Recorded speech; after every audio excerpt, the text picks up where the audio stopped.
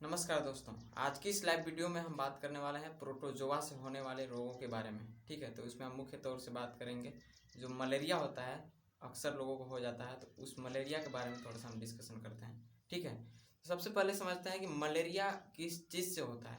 ऐसे तो मैंने बताया था कि रोगजनक जो होते हैं वो कई प्रकार के होते हैं, जीवाणु, वायरस, कृमि, प्रोटोजोआ, ये सभी होते हैं रोगजनक जिनके कारण रोग होते हैं शरीर में। ठीक है, तो मलेरिया एक ऐसा बीमारी है जो कि प्रोटोजोआ से होता है।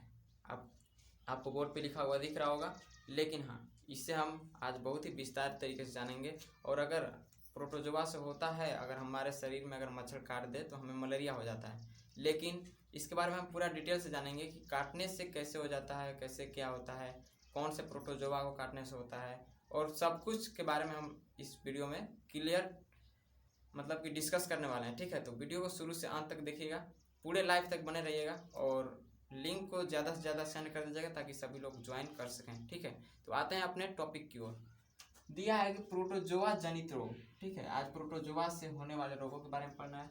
सबसे पहले समझना होगा कि प्रोटोजोआ क्या होता है। तो प्रोटोजोआ एक कोशिकीय यानी कि यूनिसेल्यूलर एक कोशिकीय जीव होता है। प्रोटोजोआ प्रोटोजोआ भी सूक्ष्म जीव के ही मतलब गिनती में आता है, लेकिन ये एक कोशिकीय है। ठीक है, जिस टाइप से अमीबा एक कोशिकीय होता है, उसका अनियमित आकार होता है, उसी प्रकार से प्रोटोजोआ एक कोशिकीय है, लेकिन इसका आकार मालूम नहीं है, अनियमित भी नहीं होता है। ठीक है, यूनिसेल्यूलर इसका इंग्लिश होता है और कोशिकीय का। उसके बाद सुकेंद्रीय जंतु है, यानी कि यूकैरियोटिक जंतु है। उसके बाद तीसरा पॉइंट कि ये परजीवी है 3 नंबर पे। ठीक है, दूसरों पर आश्रित है। समझ में आया। उसके बाद समझते हैं थोड़ा सा इसी के बारे में, प्रोटोजोआ के बारे में। आपको नीचे यहाँ दिख रहा होगा, दिया प्लाज्मोडियम। जो मलेरिया होता है ना, मलेरिया यहाँ पे दिया है मलेरिया। मलेरिया आपका हो जाता है प्लाज्मोडियम नामक प्रोटोजोआ से। प्लाज्मोडियम प्रोटोजोआ का नाम है, इसे आप याद रखिएगा।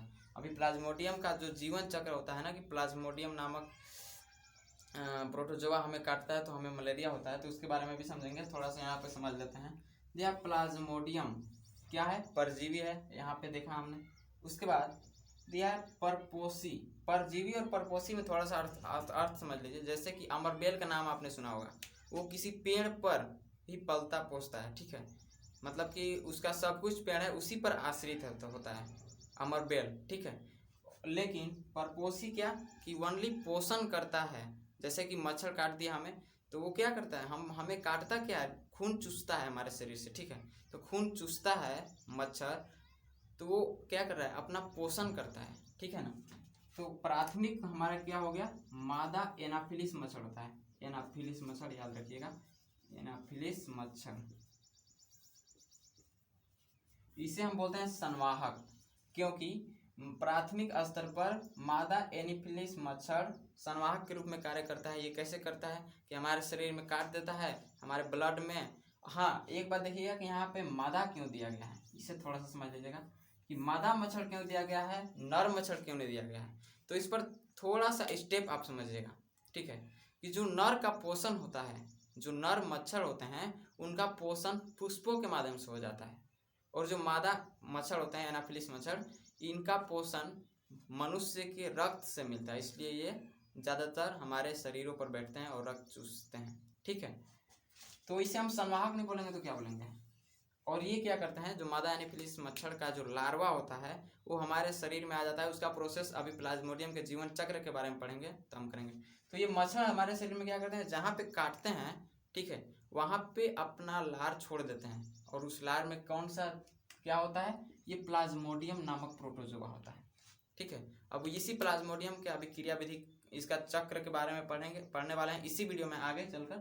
ठीक है, तो यहाँ तक समझ लीजिएगा। और एक द्वितीयक क्या हो जाएगा, फर्स्ट में तो ये क्या करता है, ये तो फर्स्ट में मादा एनाफिलिस मच्छर है।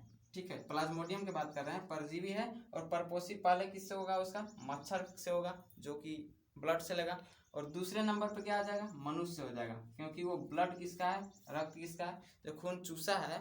ठीक है, प्लाज्मोडियम जो आया वो कहाँ से आया, मनुष्य के रक्त से आया। तो यहाँ पे द्वितीयक में मनुष्य हो जाएगा, और बस, द्वितीयक नहीं है हमारे पास। ठीक है, अब आते हैं इसके कार्य पर, जो कि मलेरिया। हेडिंग आप देख लीजिएगा, हेडिंग देते जाइएगा शुरुआती से। ठीक है, तो देखिएगा कि फर्स्ट पॉइंट मैंने लिया है कि प्लाज्मोडियम नामक प्रोटोजोआ से होता है।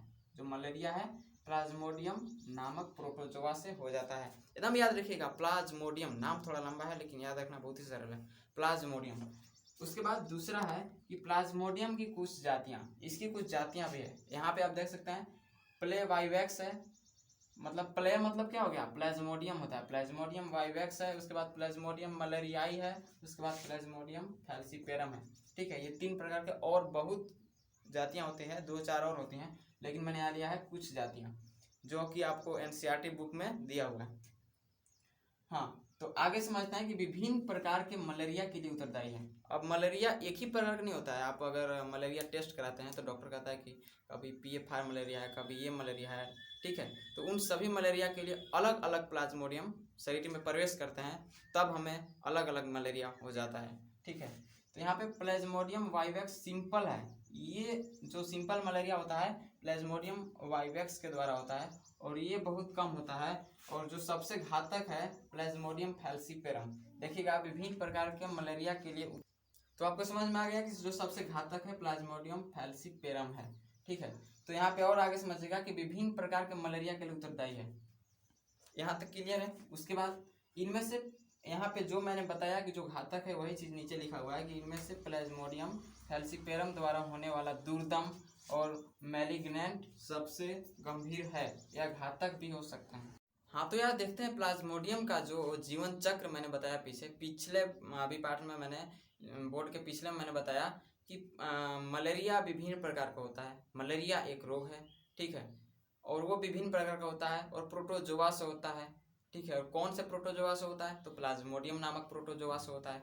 इसके बाद भी मैंने बताया कि प्लाज्मोडियम भी विभिन्न प्रकार का होते हैं और वो जितने भी प्रकार का होते हैं वो उतने प्रकार का मलेरिया हमारे शरीर में पैदा कर देते हैं। ठीक है, तो इससे पहले आपको एक चीज समझना होगा कि मलेरिया समझने से पहले, क्योंकि मलेरिया एक रोग है, तो इसका सामान्य लक्षण क्या है फ्रेंड्स, बुखार है। तो बुखार आपको मालूम होना चाहिए कि मैंने हर एक वीडियो में जो भी इस चैप्टर से रिलेटेड वीडियो है, तो मैं हर एक वीडियो में कहते आ रहा हूँ कि बुखार क्या है, एक लक्षण है।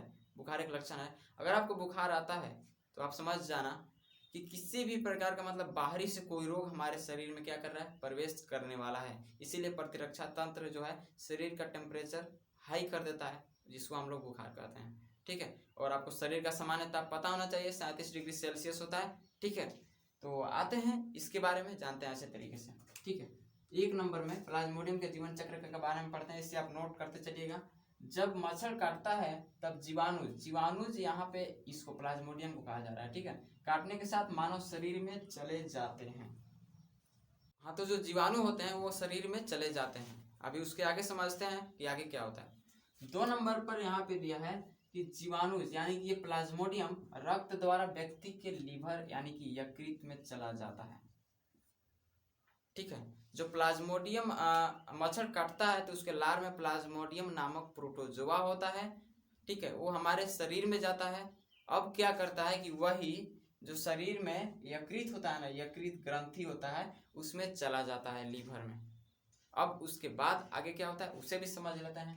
दिया है कि जीवाणुज यकृत कोशिकाओं में अलैंगिक रूप से जनन करते हैं, जिसको हम शॉर्ट में गुणन भी कर सकते हैं, यानी कि एक से अधिक होना। अलैंगिक जनन में क्या होता है, उसमें तो लैंगिक का लिंग का कुछ काम है नहीं, वो सीधा गुणन कर देगा, 1 से 2, 2 से 4 बनने लगेगा। ठीक है, तो क्या करता है कि जब यकृत में चला जाता है तो यकृत में जाने के बाद वहां की कोशिकाएं मतलब गुणन करने लगता है प्लाज्मोडियम की सहायता से। ठीक है, यानी कि प्लाज्मोडियम वहां क्या करने लगता है, गुणन करने लगता है, अलैंगिक जनन करने लगता है। अब बता दीजिए कि जो लीवर होता है उसका भी कोई आकृति होगा, उस आकृति में ये प्लाज्मोडियम जाकर गुणन कर रहा है तो क्या होगा, असर पड़ेगा या नहीं पड़ेगा। तो क्या करेगा, कोशिका को फोड़ देता है, जो लीवर का जो यकृत की कोशिका है उसको फोड़ देगा, क्योंकि ये गुणन पर ही गुणन करते जा रहा है। इस प्रकार से आप बहुत ज़्यादा सीरियस होते जाएंगे, मलेरिया के चपेट में आते जाएंगे। उसके बारे में अभी सीरियस कब होंगे आगे पता चलने वाला है।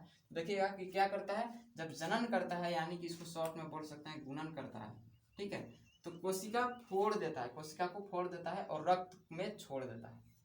अब लीवर से अगर फूटा, सब कुछ फूट गया लीवर में, तो क्या करेगा, प्लाज्मोडियम वहां से निकलेगा और सीधा रक्त में प्रवेश करेगा, है ना। अब रक्त में जाने के बाद अब क्या करेगा उसके बारे में भी समझ लेते हैं।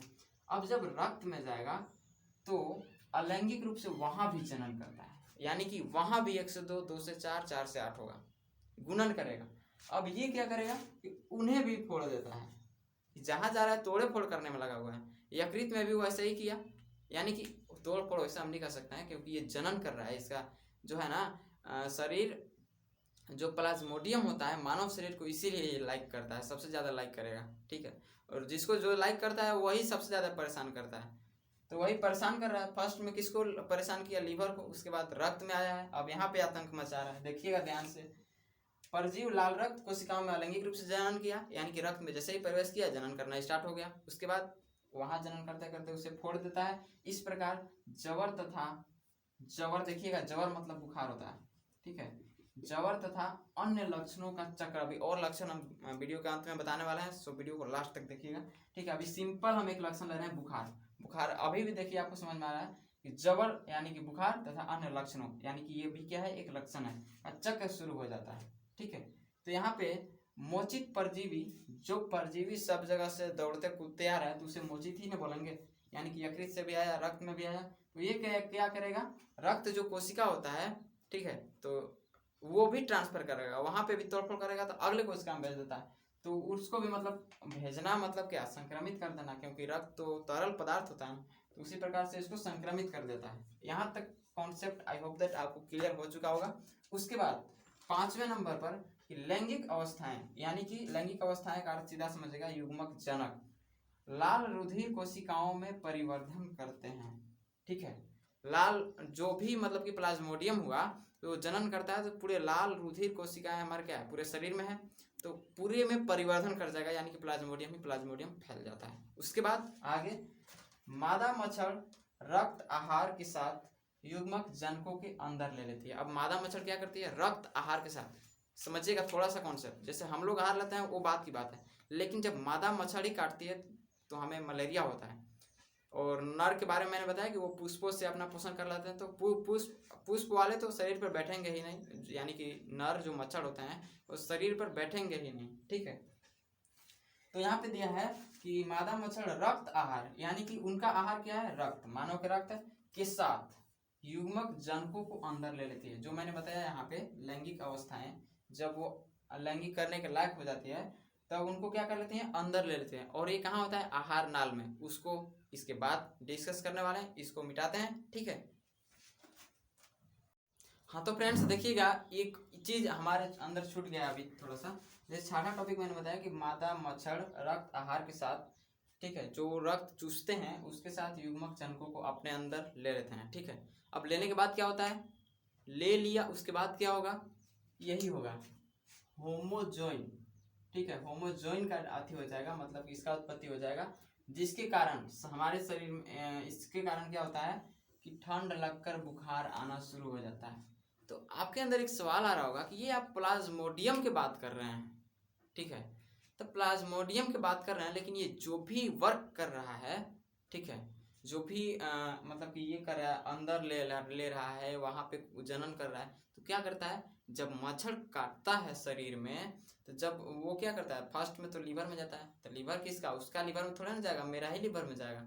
तो ये जो भी क्रिया कर रहा है शरीर के अंदर, मेरे ही शरीर के अंदर कर रहा है, ठीक है। तो इसी प्रकार से शरीर में क्या हो जाता है, होमोजोइन पैदा हो जाता है, जिसके कारण ठंड लगकर बुखार आना शुरू हो जाता है। जब ठंड, सिंपल बुखार में तो कोई मलेरिया चेक नहीं कराता है, लेकिन जैसे ही ठंड लगने लगेगा तो मलेरिया चेक कराओ जल्दी। यहाँ पे मैं अभी आपको इसके बारे में मलेरिया से थोड़ा सा रोकथाम के लिए नियंत्रण का उपाय भी बताऊंगा, तो वीडियो के लास्ट तक बने रहेगा, पूरे लाइव को अटेंड कीजिएगा, ठीक है। और जो भी डाउट हो, नीचे जो आपको चैट बॉक्स दिख रहा है ना, उस चैट बॉक्स में प्रश्न कीजिएगा, मैं तुरंत रिप्लाई देता हूँ, ठीक है।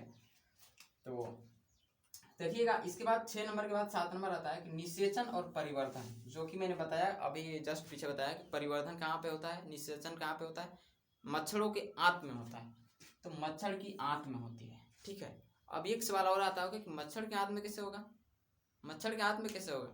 तो फ्रेंड्स यहाँ पे क्लियर करूँ कि जो मच्छर की आंत होती है, मच्छर के जो आंत होता है उसमें उनके निषेचन के लिए और परिवर्धन के लिए आवश्यक मतलब वातावरण वहाँ पे मिल जाता है, इसीलिए मच्छर के आंत में परिवर्धन और निषेचन होता है। यहाँ पे आपको नो डाउट नहीं होना चाहिए। तो अपना 8 नंबर वाला स्टेप समझते हैं, जो कि बोल रहा है कि परिपक्व संक्रामक अवस्थाएं। ठीक है, परिपक्व संक्रामक अवस्थाएं जब आती है, यानी कि जीवाणु तो आंत से निकल कर फिर कहाँ चला जाएगा, मच्छर की लाल ग्रंथियों में चला जाएगा, और फिर से वही प्रोसेस स्टार्ट हो जाएगा। फिर मच्छर हमारे शरीर को काटेगा, फिर वो जाएगा लीवर में जाएगा, फिर वहाँ से तोड़फोड़ करेगा, फिर रक्त में जाएगा, वहाँ तोड़फोड़ करेगा, एक रक्त से दूसरे रक्त कोशिका में जाएगा। उसके बाद यही जो प्रोसेस मैंने बताया यही काम होगा। फिर होमोजोइन का निर्माण होगा, होमोजोइन का फिर ठंड लगकर बुखार आना स्टार्ट हो जाएगा। तो ये हुआ फ्रेंड्स मलेरिया। ठीक है, इसके बारे में कुछ बेसिक चीज़ मैं आपको फिर से एक बार रिवाइज करा देता हूँ, और रिवाइज की क्या बात है, आप वीडियो को थोड़ा सा बैक करके और फिर से देख सकते हैं। ठीक है, इसके बाद थोड़ा सा कुछ और पॉइंट्स मैं अपने तरीके अपने तरफ से मैं आपको गाइड करता हूँ, आपको सजेस्ट करता हूँ, आपको मैं लिख कर बता देता हूँ, आपके लिए बहुत ही ज़्यादा हेल्पफुल रहेगा। और उसके थोड़ा सा मलेरिया के रोकथाम के बारे में आपको बताता हूँ। ठीक है, तो यार अब बात करते हैं मलेरिया से थोड़ा सा, मतलब कि थोड़ा सा पिछले लक्षण जो मैंने बताया था उससे रिवाइज कराते हैं और कुछ टिप्स बताते हैं, क्योंकि मलेरिया मुझे भी हुआ है। ठीक है, तो सबसे पहले होता है कि मलेरिया जब हो जाता है तो आदमी के शरीर में क्या हो जाता है, कंपन होने लगता है। ठीक है, बुखार चढ़ा हुआ है, टेम्परेचर एकदम हाई है, और मैक्सिमम टेम्परेचर जाता है फ्रेंड्स 105 डिग्री फ़ारेनहाइट तक इसका टेम्परेचर जाता है। और मिनिमम कितना होना चाहिए, 98 हो तो आपको मालूम है। ठीक है, तो ऑब्जेक्टिव क्वेश्चन के लिए थोड़ा सा एक वीडियो का लिंक मैं डिस्क्रिप्शन बॉक्स में दे दूंगा। और हाँ, इसके बाद रक्त का टूटना, यानी कि शरीर टूटने लगता है, ऐसा लगता है कि कोई मतलब पीट रहा है, इस टाइप से मतलब मलेरिया का लक्षण है। ठीक है, उसके बाद प्लीहा जो होता है, प्लीहा वो बढ़, उसका आकृति में आकार में बढ़ोतरी हो जाती है, वो बढ़ जाता है। उसके बाद पसीना आना, पहले तो ठंडा लगेगा, हीमोजोइन के कारण क्या लगेगा आपको, ठंडा लगेगा। उसके बाद टेम्परेचर हाई होगा, उसके बाद शरीर आपका एकाएक गर्म होगा, और कितना गर्म हो जाएगा, मैक्सिमम 105 डिग्री फ़ारेनहाइट तक। इसके बाद यह घातक हो जाएगा, 105 से प्लस गया तो आपके लिए घातक हो जाएगा। ठीक है, उसके बाद फिर पसीना आना, पसीना फिर छूटता है। शुरू में देखिएगा कि शरीर आपका एकदम ठंडा रहेगा, उसके बाद ठंडा लगता है आपको तो आप उड़ के सो जाते हो, उसके बाद चढ़ता है बुखार, उसके बाद फिर बुखार उतरता है, उसके बाद आता है पसीना। ये इसका चक्र ये है, तो थोड़ा इस पर समझ लीजिएगा मतलब क्या होता है। ऐसे तो मैं इसलिए बता रहा हूँ क्योंकि मैं एक डॉक्टर नहीं हूँ, मैं एक सलाहकार हूँ, आपके लिए सलाह दे रहा हूँ कि मलेरिया होता है तो ऐसा कुछ होता है। मैं यहाँ पे कोई आपको दवा का नाम नहीं बताऊंगा, बट हाँ आयुर्वेदिक जो कि बोलते हैं देहाती देसी दवा बोलते हैं ना, उसके बारे में थोड़ा सा मैं बता दे रहा हूँ। ठीक है, तो उसके बारे में समझिएगा कि अभी देखिएगा वैज्ञानिक रूप से अगर हम बात करें तो मलेरिया नियंत्रण के लिए अभी कोई टीका नहीं बना है। मलेरिया को मतलब ऐसा कोई भी इंजेक्शन या टीका नहीं है जिसके मदद से मलेरिया को पूरी तरीके से रोकथाम किया जा सके। ठीक है, और ज़्यादा अगर ज़्यादा सीरियस है तो मेरे पास कांटेक्ट मत कीजिएगा। मलेरिया हो जाए तो डॉक्टर के पास कांटेक्ट कीजिएगा, वो आपको अच्छे सलाह देंगे, आपको दवा भी देंगे। ठीक है, और आप ठीक भी हो जाओगे। तो ज़्यादा सीरियस लेने की ज़रूरत नहीं है, ज़्यादा सोचने की भी ज़रूरत नहीं है, लेकिन हाँ आपके शरीर में ये प्रोसेस होता है तो आपको जानना अति आवश्यक है। उसके बाद एक मैं यहाँ पे जो हमारे बुक में दिया है, एनसीईआरटी बुक में, वो दिया है कुनैन, QUININE, जिसका इंग्लिश होता है। ये क्या होता है, सिंकोना वृक्ष के छाल से प्राप्त होता है ये दवा है। इसका उपयोग कैसे करना है आप डॉक्टर से पूछिए, मुझे भी नहीं पता। ठीक है, तो आज की इस लाइव वीडियो को आपने अटेंड किया, इसके लिए बहुत बहुत शुक्रिया, धन्यवाद। ठीक है, और आप कहूँगा कि चैनल पर अगर नए हैं तो सब्सक्राइब कर दीजिए और लाइक कर दीजिए, और कैसा लगा चैट बॉक्स में नहीं, कमेंट बॉक्स में रिप्लाई दीजिए। ठीक है, thank you so much, all the best.